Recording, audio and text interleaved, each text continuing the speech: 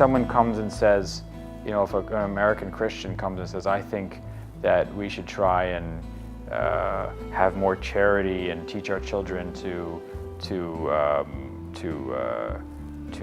live lives of charity and service and things like that.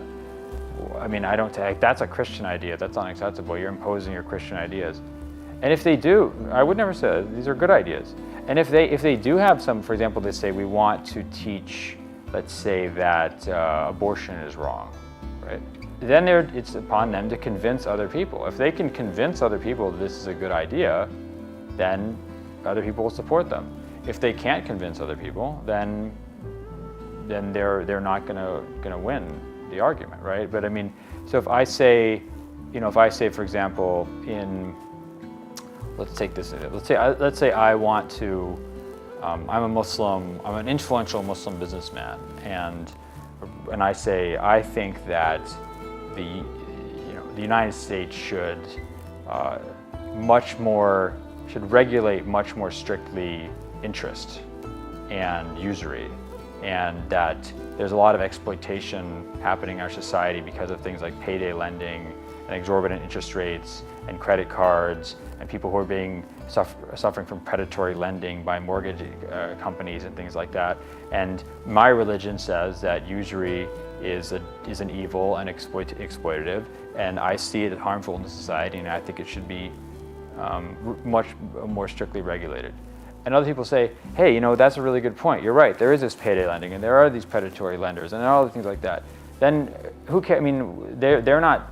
I'm not imposing my beliefs on them. I've simply made an argument based on my religion that they find compelling for non-religious reasons. The job of Muslim scholars historically has been to help answer the question, what does God want from us? What does God want from us here and now? What does God want from us in this situation, given these circumstances, right? And so they can do their best to answer that question. They can offer their guidance in that.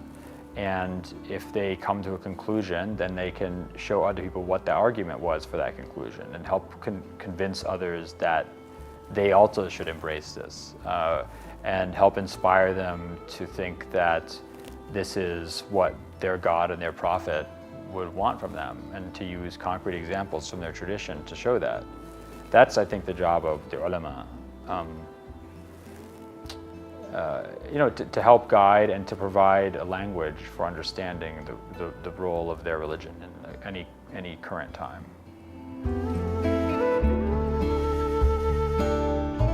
One of the things that I've tried to argue in my books is to show people that a lot of the issues that Muslims debate are not Muslim issues, they're really global issues and human issues that other traditions have also dealt with. And that a lot of the big debates that people have today, Muslims have contributed to and have valuable contributions to, and that no one is going to suffer if positive contributions are made and included by Muslims, and if Muslims are part of that conversation, Muslims will also benefit.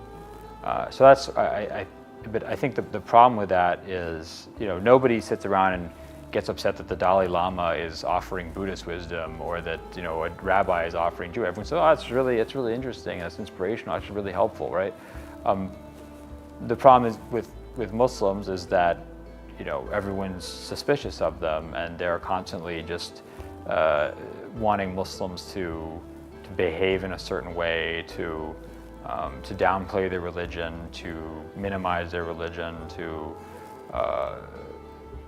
and so when Muslims try to offer a unique perspective, usually it's greeted with suspicion, and that's unfortunate and it's unjustified, but it's a reality. I don't think we should stop trying. I think we should keep trying, and eventually, hopefully, people's attitudes will change.